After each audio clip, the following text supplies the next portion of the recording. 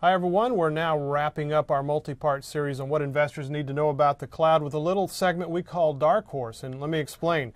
What we have here are three big players in the cloud industry. One is Amazon, the other one Rackspace, and finally we have Microsoft. So Max, first of all, how do you see it playing out with these big guys over the next 5 or 10 years?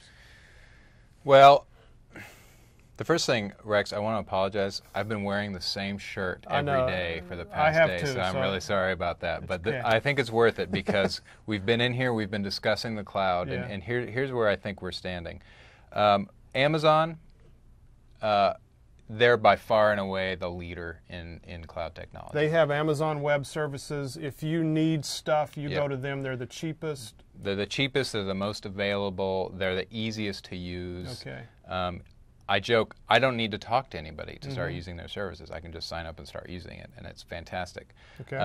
I think they're going to continue to lead for the next 5, 10 years. Definitely next 5 years. 10 years, this is such a new industry. Yeah, who knows what's going to happen? Unfair, right? So then you have, well, let me talk about Microsoft. Okay. Microsoft is coming up. I think they're going to be okay, and one of the reasons why they're going to be okay is with Windows 8. And Windows 8 is doing a little bit of a sleight of hand, I believe. As you install it on your desktop, it is actually moving more of your stuff to Azure, which is Microsoft's cloud. Okay. And so they're actually going to be utilizing their cloud without you knowing it. And the next thing you know, basically, Windows 8 is just a window to the cloud for them. And so they're going to do okay. And so they're definitely in the race. So neck and neck, or a little bit behind. Yeah, Okay. I think safe bets for both that they're going to be okay.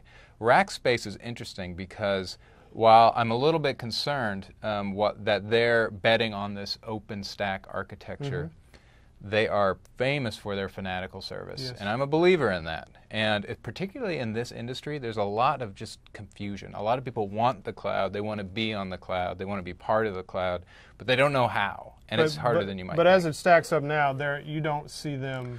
They're not going to be the major cloud provider. And but so they're falling back. Yes, but this segment is called Dark Horse. So the interesting thing is I think what you'll see is Rackspace as the dark horse, but in a different way here than you might think. Because I've looked around and there's not a clear leader in professional services around the cloud. And by professional services, I mean someone you can talk to about making the cloud successful for you.